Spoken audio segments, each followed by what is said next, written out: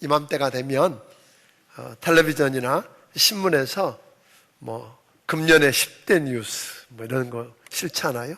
세계 10대 뉴스 이런 걸 싫게 되는데, 세계 역사상 가장 놀라운 사건은, 여러분들에게 고르라고 하면 도대체 어떤 걸 뽑으시겠습니까? 인류 역사상 가장 놀라운 사건이고 기적 중에 기적의 사건을 꼽으라고 한다면 여러분은 어떤 걸 뽑으시겠냐는 말입니다. 저더러 하라 그러면 인류 역사상 가장 놀라운 사건이요 기적 중에 기적을 고른다고 한다면 하나님이 육신을 입고 이 땅에 오신 성육신 사건, 즉 하나님의 아들 예수 그리스도가 이 땅에 육신을 입고 오신 일인 줄로 믿습니다. 그날을 가리켜서 우리는 성탄절이라고 부르기도 합니다. 요한복음 1장 1절부터 3절에 보면 태초에 말씀이 있었고 그 말씀이 하나님과 함께 있었고 그 말씀이 곧 하나님이고 오늘 그분을 통해서 세상 만물이 다 지은 바 되었다라고 이야기하는데, 바로 그분이, 하나님의 아들 그분이 오늘 육신을 입으시고 우리 가운데 거하시게 되었다라고 이야기합니다. 그래서 요한복음 1장 14절은 우리에게 이렇게 이야기합니다. 같이 읽어볼까요? 말씀이 육신이 되어 우리 가운데 거하심에 우리가 그의 영광을 보니 아버지의 독생자의 영광이요 은혜와 진리가 충만하더라. 이렇게 하나님의 아들 예수님이 육신을 입고 이 땅에 오시자 역사는 두 동강이가 납니다. 예수님이 이 땅에 오신 것을 기점으로 해서 오시기 전과 오신 후로 나눠집니다. 그래서 우리는 오시기 전을 before Christ, 주 전이라고 그럽니다. 그래서 BC라고도 불리워지고, 오늘 그 후를 가리켜서 에노 도미니, AD, 그래서 주 후라고 이야기합니다. 오늘 여러분, 이것은요, 그 예수님이 이 땅에 오셨다는 말은, 그 예수님은 바로 말 이름의 의미듯이 예수라고 하는 말이 오늘 그가 저희 백성을 저희 죄에서 구원할 자라고 하는, 우리 죄 문제로부터 여러분과 나를 구원해 주시기 위해서 오셨고, 임마누엘, 하나님이 우리와 함께 하기 위해서 오신 그날, 오늘 이것 때문에 역사가 두 동강이 났을 뿐 아니라 지금도 그 예수님을 우리 삶의 주인으로 모셔드리게 되면 그 개인의 삶도 예수님 모시기 전과 후에 극명한 변화를 경험하게 될 것이라고 이야기합니다. 자, 그렇다면 어떻게 하나님이 육신을 입고 이 땅에 오실 수 있었을까요? 어느 날 특별한 한 분이 태어났다. 그래서 오늘 그분이 대단하다. 그래서 그분이 이분이라고 이렇게 그냥 선언한 것 아닙니다. 이미 창세기 3장 15절을 통해서 아담과 하와가 범죄한 이래로 우리 망하게 된 인간을 구원하기 위해서, 그리고 마귀를 멸하기 위해서 여자의 후손을 보내주시겠다고 약속한 이래로 하나님께서는 선지자들과 말씀을 통해서 끊임없이 우리에게 약속해 주셨습니다. BC 700년 전에 이사야라고 하는 선지자를 통해서 예수님이 어떻게 오실 것을, 다시 말하면 하나님의 아들이 오늘 인간의 모습을 하고 어떻게 오실 것인가를 예언해 주셨는데, 그게 이사야서 7장 14절입니다. 우리 한번 같이 읽어봅니다. 시작. 그러므로 주께서 친히 징조를 너희에게 주실 것이라. 보라, 처녀가 잉태하여 아들을 낳을 것이요 그의 이름을 임마누엘이라 하리라. 보라, 처녀가 잉태하여 아들을 낳을 것이요 그 이름을 뭐라 하리라? 임마누엘이라 하리라고 이야기했어요. 다시 말하면 처녀의 몸을 통해서 오실 것을 우리에게 예언해 주셨습니다. 그런가 하면 BC 600년경에 미가라고 하는 선지자를 통해서 그 예수님이 어디에 오실 것인가를 예언해 주셨습니다. 그냥 와놓고 여기다가 아니라 미리 이미 예언된 대로 처녀를 통해서, 그리고 그 미가 선지자를 통해 어디에 오실 건가를 이야기해 주셨는데 미가서 5장 2절은 이렇게 말합니다. 같이 읽어볼까요? 자, 시작. 베들레헴 에브라다야 너는 유다 족속 중에 작을지라도 이스라엘을 다스릴 자가 내게서 내게로 나올 것이라. 그의 근본은 상고의 영원에 있느니라. 예수님이 즉 하나님의 아들이 처녀의 몸을 통해서 오시는데 어디로 오신다고요? 베들레헴에 오시겠다고 이야기하신 거예요. 그리고 선지자들을 통해서 그분이 오시면 이 땅에 무슨 일이 일어날지 그것을 아시고 미리 예언해 주셨으며, 다시 말하면 헤롯 왕을 통해서 2살 아래 된 아이들을 죽이고 엄마들의 그 슬픔과 애곡을 듣게 될 것을 미리 이야기해 주셨다는 겁니다. 그러니까 하나님의 아들 예수님은 성경에 예언된 대로 하나님이 말씀하신 그대로 오셨고 그 말씀이 이루어졌다고 하는 것입니다. 하나님은 필요하시면 로마 황제인 가이사 아구스토를 움직여 줘서 오늘 일하실 수 있는 분이에요. 예를 들면 여러분 보세요. 요셉과 마리아가 어디 사람이라 그랬어요? 나사렛 동네에 살던 사람들이에요. 그러면 나사렛에서 태어나야 될 예수님이 왜 베들레헴일까요? 갑자기 로마 황제 가이사 그 황제 아구스토가 어떤 칙령을 내렸느냐면 모든 로마 시민과 모든 식민지에 있는 사람들은 뭐하라? 호적을 하라는 거예요. 그냥 호적을 하는 게 아니라 본래 그 뿌리를 따라서. 그러니까 요셉이 누구 후손이죠? 여러분 잘 아는 대로 요셉은 다윗의 자손이에요. 다윗의 후손이기 때문에 다윗의 고향인 베들레헴에 가서 호적을 하라는 거예요. 그 사람은 왜 왕은 이런 호적을 하게 했느냐면 인원을 정확히 정해서 세금 더 거두려고 한 거였어요. 그런데 하나님은 그걸 사용하셔서 하나님이 예언한 말씀이 이루어지게 하실 수 있는 전능하신 분이라는 거예요. 아멘. 자, 보세요. 그래서 그가 그곳에 올라가서 호적을 하게 되는데, 그렇다고 하면 하나님의 아들 예수님이 때가 차서 말씀하신 대로 오셨다면 누구를 통해서 오셔야 하겠는가 하는 겁니다. 누구를 통해서 오셔야 할까요? 누구를 통해서 소위 누구를 기적의 도구로 삼으시겠느냐는 이야기입니다. 그런데 오늘 아까 여러분들이 읽었던 성경 가운데 보니까 처녀가 잉태하여 아들을 낳으리니 임마누엘이라 하리라고 한 걸 보니까 누구를 통해서 와야 돼요? 처녀를 통해서 와야 돼요. 그런데 여러분 아는 것처럼 그 시대에 처녀가 한둘이에요? 그렇다 그러면 자연스럽게 처녀도 어느 동네에 사는, 그 당시에 세계의 중심이었던 로마, 그것도 황족 중에서, 귀족 중에서 잘 양육된 미모의 여성들이 얼마나 많았겠어요. 그들 중에 하나였을 수 있어야 된다는 거죠. 그런가 하면 고린도나 아테네의 옳은 전통의 명문가들 가운데서 오늘 문학과 교육으로 길들여진 지적인 여인들이 얼마나 많았을까요?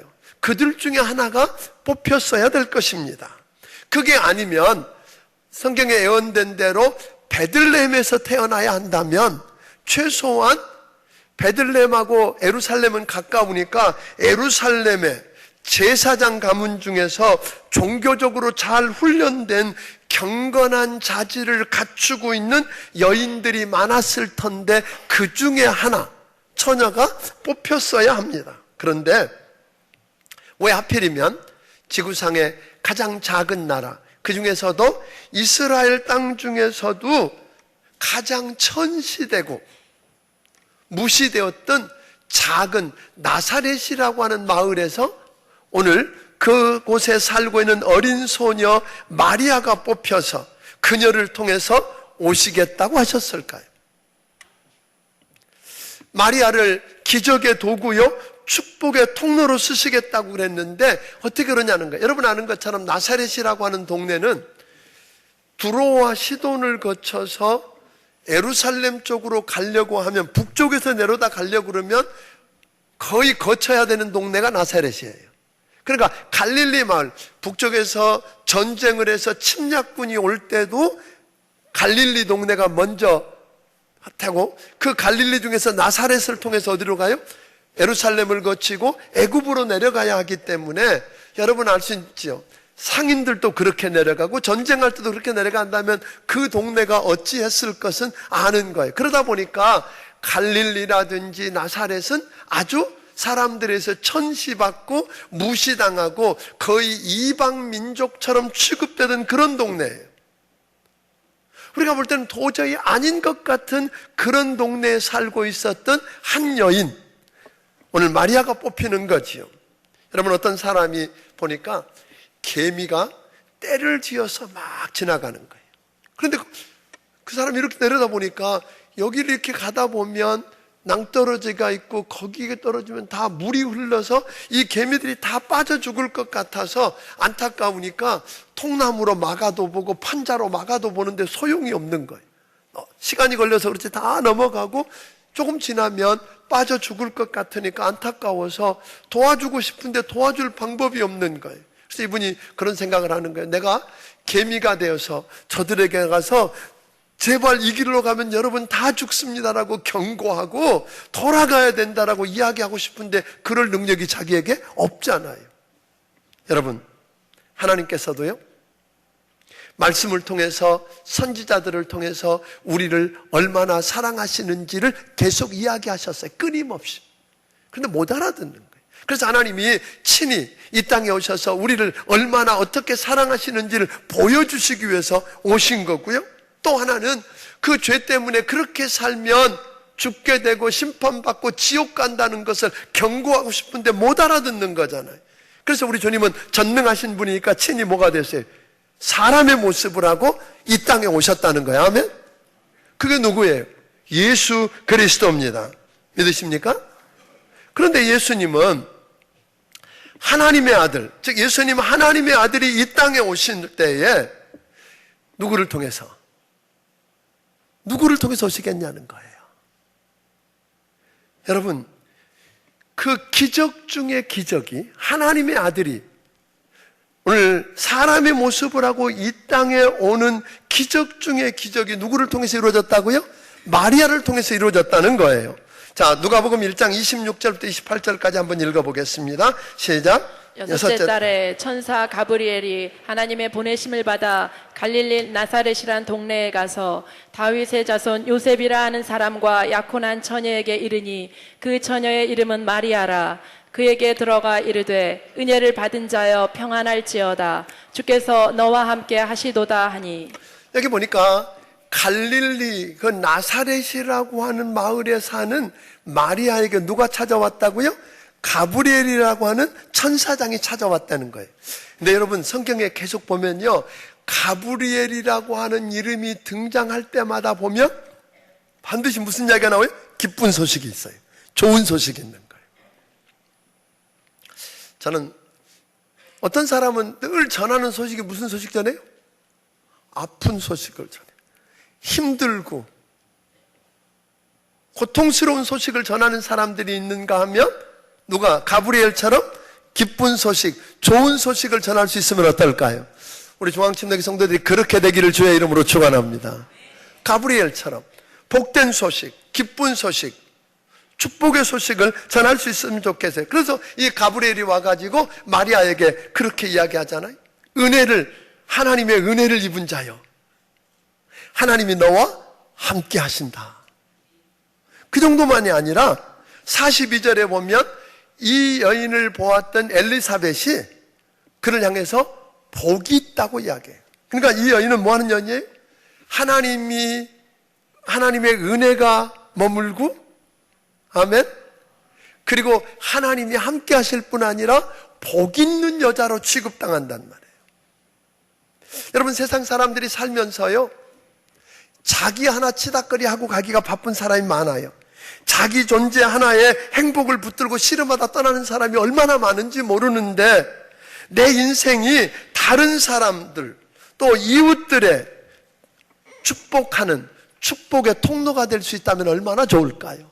오늘 이 마리아가 바로 복 있는 사람이고 축복의 통로가 되었다고 하는 것입니다. 사랑하는 여러분, 자, 그렇다면 도대체 이 마리아가 어떤 사람이었길래 하나님의 기적을 일으키는 그 기적 중의 기적인 하나님이 사람의 모습을 하고 이 땅에 오시는 그 기적의 도구로 쓰여지고 축복의 통로가 되고 하나님의 은혜가 함께하고 아멘. 하나님이 함께하는 이런 멋진 삶을 살 수 있었겠는가 하는 거예요. 그 비밀이 무엇이었을까요? 여러분, 물론 주님은 마리아가 아니어도 오실 수 있었을 거예요. 그런데 그 많고 많은 처녀 중에 누구를 통해서 아주 우리가 볼 때는 천한 마을, 시골, 별로 아무도 주목하지 않는 동네에 살고 있는 한 여자, 그 마리아를 통해서 우리 주님이 이 땅에 오셨다는 건데 어떻게 그런 일이 가능할까?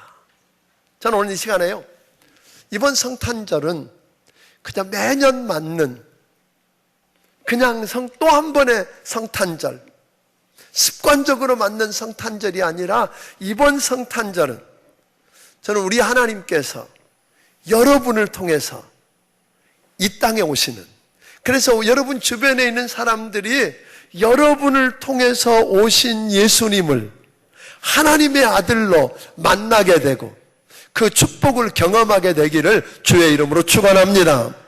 자, 그렇다면 어떻게 그런 일이 일어났을까요? 첫째로 마리아는 겸손한 사람이었다는 거예요.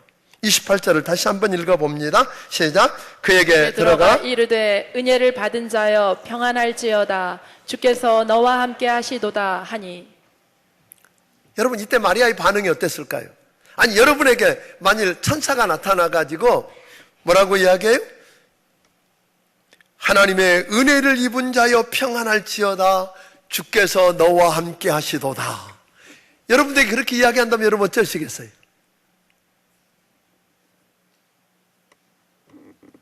안 해보셔서 모르죠?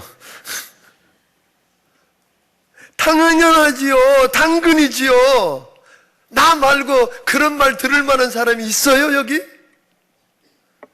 그렇게 이야기하고 싶지 않으세요? 근데 가끔 그런 사람들이 있더라고요. 나 같은 사람이 어디 있어요? 내가 그런 은혜를 받고 그런 축복을 누리고 그런 사랑을 받는 거 당연하지요. 이렇게 말한 게 아니었어요. 29절에 보니까 이 마리아는 그 어마어마한 이야기를 듣고 난 다음에 이런 고백을 하는 거예요. 29절 읽어봅니다. 시작.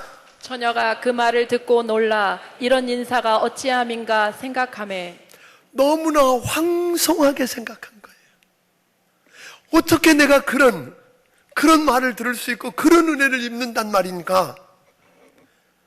그 여인은 자기가 누군지 알았던 여인이에요. 38절에서 그는 이렇게 이야기합니다. 마리아가 이르되 주의 여종이오니 말씀대로 내게 이루어져. 마리아는 자기를 누구라고 불렀어요? 주의 여종.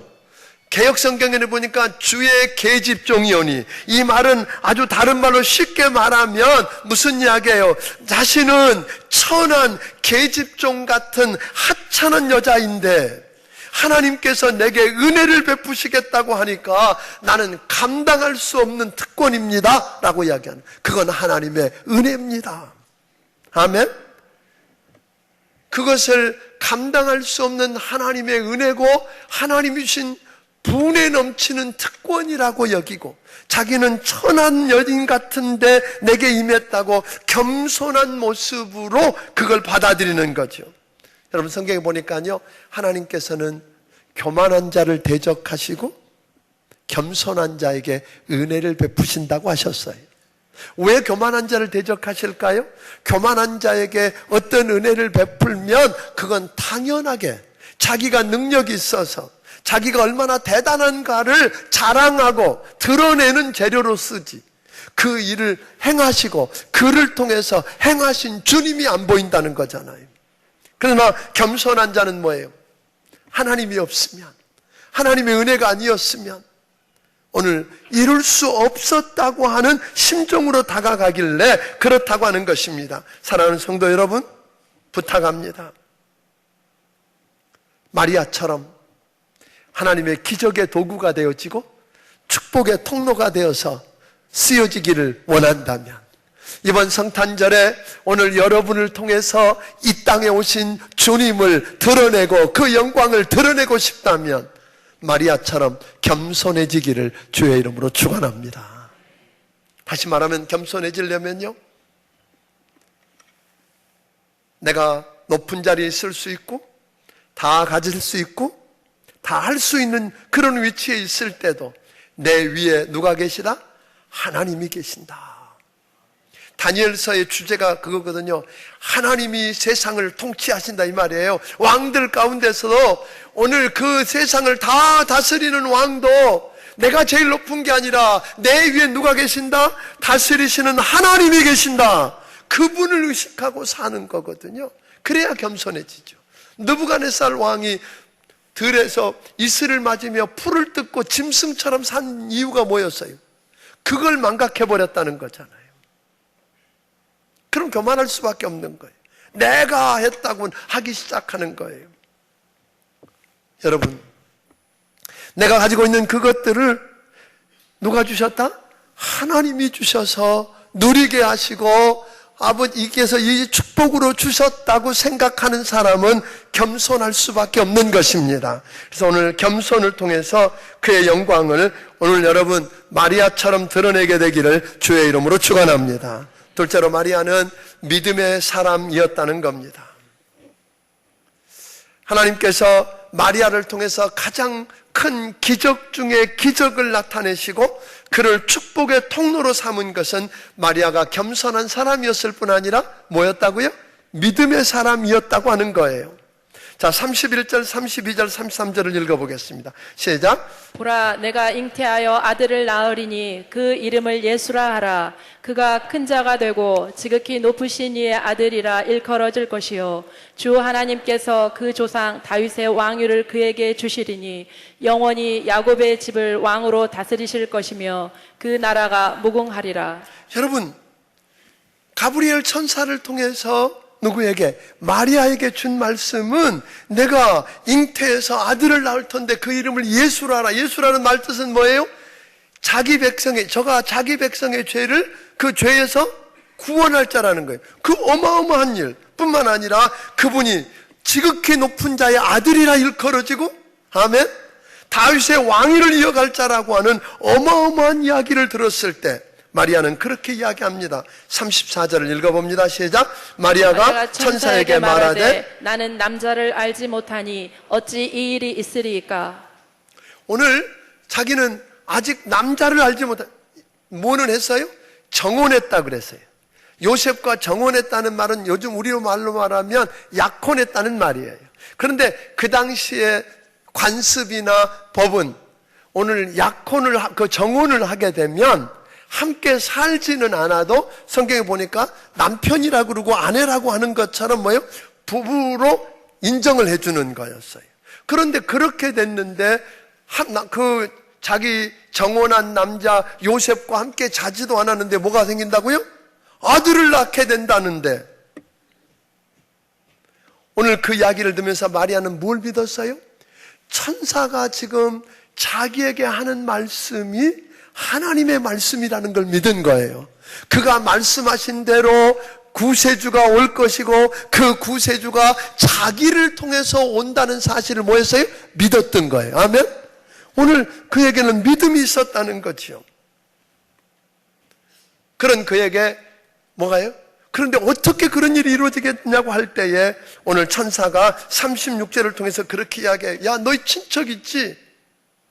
침례 요한의 어머니가 되는 친척 엘리사벳이 나이 많아서 임신 못한다는 거 너도 알지? 그런데 그 여자가 임신해서 6개월이 되었어.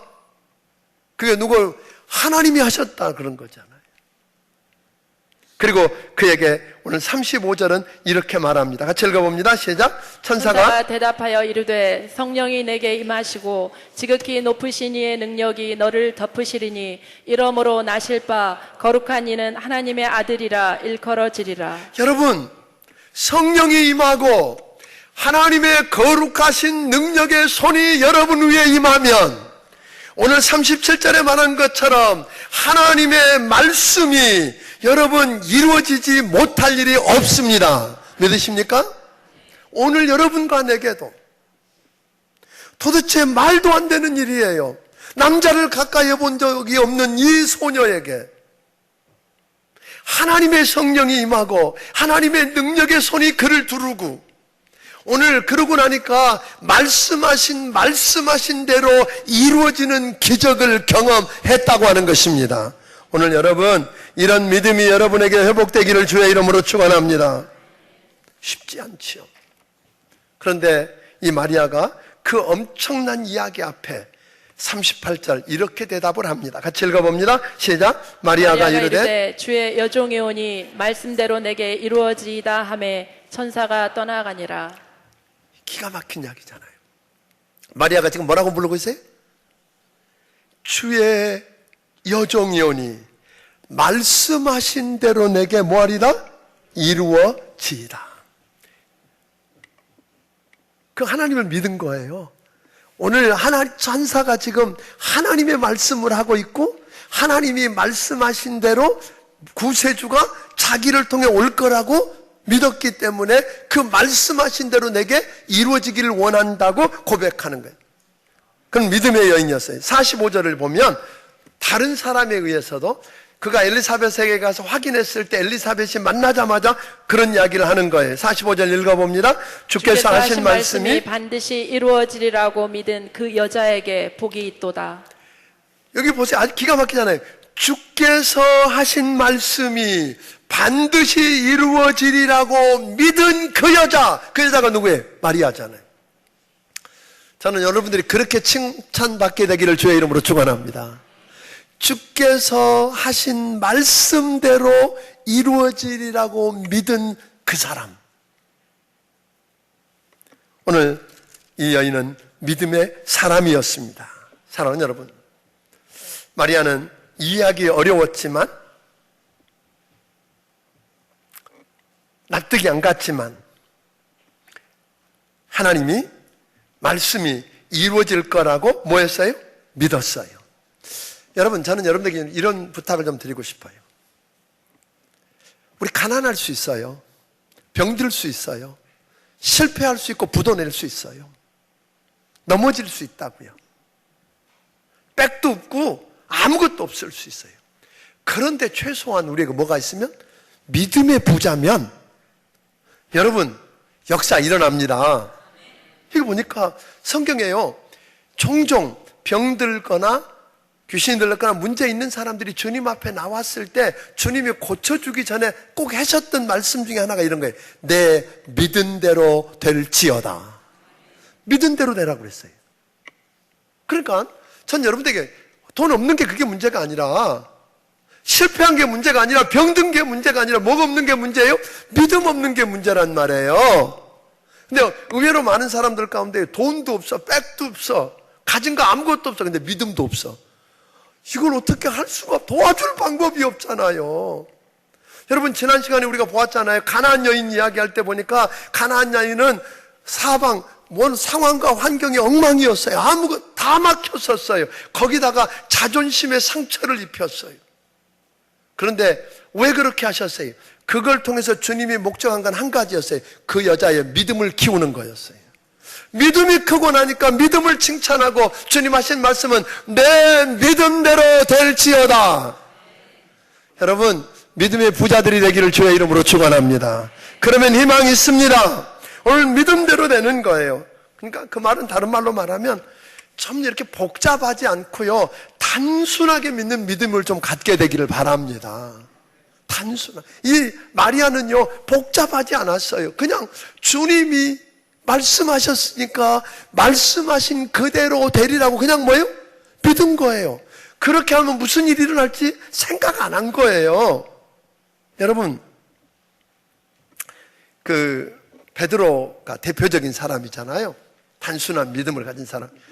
어느 날 오병이어의 기적을 행한 다음에 제자들을 등을 떼밀어서 갈릴리 건너가게 하고 주님은 올라가서 기도하시잖아요. 그런데 제자들이 가다 보니까 풍랑을 만나갖고 배가 뒤집힐 지경이에요. 그런데 우리 주님은 괴롭게 노젓고 있는 걸 보셨다 그랬고, 그들의 형편을 알고 계신 주님이 물 위를 건너서 다가가잖아요. 그러니까 제자들이 기겁을 하고 유령이다 그러고 두려워하는데 주님이 나다. 그 말을 듣자 베드로가 주님이시면 나를 이 물 위로 걸어오라 하소서. 다른 사람들은 그냥 멍하니 엄두를 못 내고 있을 때 베드로는 따지지 않고 어떻게 했어요? 물 위로 뛰어내렸잖아요. 그리고 걸었잖아요. 그게 단순한 믿음이에요. 아멘? 나면서부터 안진뱅이가 된 그 사람을 베드로에게 돈 달라고 그러니까 나한테 은과 금은 내게 없지만 내게 있는 것으로 내게 주느니 나사렛 예수 이름으로 일어나 걸으라 그러고 이렇게 세우잖아요. 안 일어나면 어떡할 건데?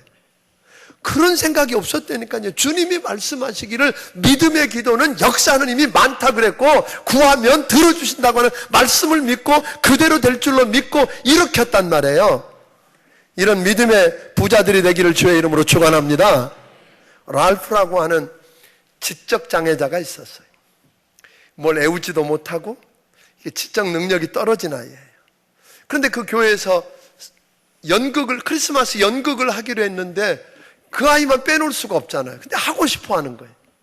그래서 선생님들이 고민하다가 배역을 하나 맡겼는데 제일 쉬운 배역, 여관집 주인 역할을 하기로 했어요. 왜냐하면 그 말 한마디만 하면 되니까. 방 있어요? 그럼 방 없어요? 그러면 되는 거거든요. 그래서 시켜보니까 그걸 잘하는 거예요. 큰 소리로 방 없어요! 잘하면서. 그래서 근데 너무 안타까워서 그 말 한마디만 하고 끝나는 게 안타까워서 반복해서 2번 하기로 그렇게 했어요. 그리고 드디어 연극하는 날 이렇게 성도님들이 다 모여 있는 데서 연극을 하는 거예요. 요셉과 마리아가 그 여관방 문을 두들기는 거예요. 방 있어요? 그랬더니 얘가 잘하는 거 똑똑하게 뭐냐, 방 없어요. 잘했어요. 그럼 2번째 한 번 더 물어보기로 했잖아요. 그래서 요셉이 이야기하는 거예요. 밖에 날도 춥고요. 우리 아내가 지금 임신을 해서 너무 힘든데 방 없어요. 그랬더니 얘가 막 울라 그러다가 뭐예요? 그럼 내 방 쓰세요. 그랬다는 거잖아요. 그래서 연극이 엉망이 됐을까요? 아니었어요. 여러분, 이런 그 장애와 같은 그런 좀 단순함이 여러분에게 있으면 어떨까요? 이야기 하나 더 하고 넘어가겠습니다. 미국에 가면 뉴욕에 타우즌 아일랜드라는 데가 있어요. 1000섬, 우리 사람들은 1000섬이라 그러더라고요.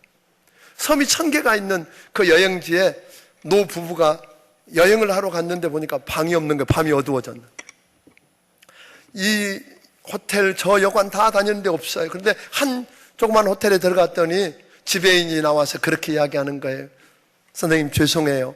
저희가 방이 없고요. 아마 지금 여기 호텔 다 다녀봐도 방 구할 수 없을 거예요. 여기에 큰 회의가 있어서 이미 방은 다 나갔어요. 그런데 방을 못 구할 텐데 괜찮으시면 제 방을 오늘 밤 함께 쓰시면 어떨까요? 그리고 그 노 부부는 그 방에서 함께 자고 떠나면서 자기 명함을 하나 지어주고 이 지배인의 명함을 받아가지고 떠났어요. 그러면 가면서 그런 이야기를 하는 거예요. 당신 같은 지배인은 이 적은 호텔의 지배인이 아니라 큰 호텔의 지배인이 되어야 될 텐데. 그리고 몇 년 후에 연락이 왔어요. 뉴욕으로 오는 표 2장을 끊어가지고 오늘 돌아와서 꼭 만나달라고. 갔더니 아스토리아 호텔, 지금도 세계적인 호텔이고 가장 큰 호텔에 열쇠를 주면서 이 호텔은 당신이 경영해야 된다고 맡겼다는 거 아니에요, 여러분? 단순한 사람. 복잡하게 생각하는 게 아니라 단순하게 믿고 바라보는 그 사람을 우리 주님은 쓰시는 줄로 믿으시기를 바랍니다. 그 사람을 통해서 우리 주님은 지금도 이 땅에 오셔서 우리 주님이 오시는 기적을 행하시게 될 줄로 믿으시기를 바랍니다.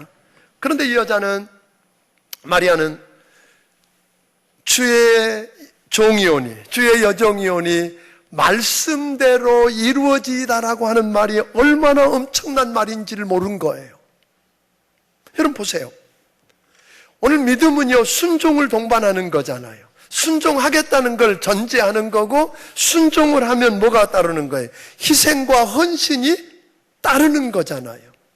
이 여자가 이 말을 하면 이게 얼마나 엄청난 이야기예요. 자기에게 그 말씀대로 처녀인 자기가 아이를 갖게 되면 남편에게 버려질 것이고, 동네 사람들로부터 비난과 그리고 많은 사람들로부터 격려를 받을 거고, 그 당시에 말씀대로 습관대로 오늘 다른 남자와 간음했다고 돌에 맞아서 죽어야 할 거라고요. 그러니까 이 여자는 주의 말씀대로 되겠다고 믿는다는 말은 죽음을 뭐 하겠다는 거예요?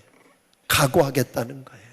여러분, 성탄절에 이 마리아의 믿음이 회복되기를 주의 이름으로 축원합니다. 이런 각오. 그냥 와서 노래 몇 곡 부르고 그러고 끝나는 일이 아니라 정말로 그 예수님이, 하나님이 여러분을 통해서 여러분이 있는 자리에 영광을 드러내고 그분이 오실 수 있도록 하려면 겸손해야 합니다. 믿음이 있어야 합니다. 그 믿음을 드러내는 희생과 헌신을 각오해야 합니다. 이 여인은 자기 몸을 드리겠다는 거 아닌가요? 물질을 드리겠다는 거 아니던가요? 다 드리겠다고 했던 것처럼 오늘 여러분을 통해서 그런 일들이 일어나게 되기를 주의 이름으로 축원합니다. 이번 성탄절에 그런 축복이 있었으면 좋겠어요. 여러분들이 어느 곳에 가든지 여러분을 통해서 다시 우리 이 세상을 찾아오신 주님을 저들이 보았으면 좋겠어요. 주님의 영광을 보았으면 좋겠어요. 아멘. 그러기 위해서 마리아처럼 겸손하고 믿음의 부자가 되고, 아멘. 그 믿음을 통해서 가져오게 될 희생과 헌신을 각오하는 복된 여러분들이 되기를 주의 이름으로 축원합니다. 기도하겠습니다.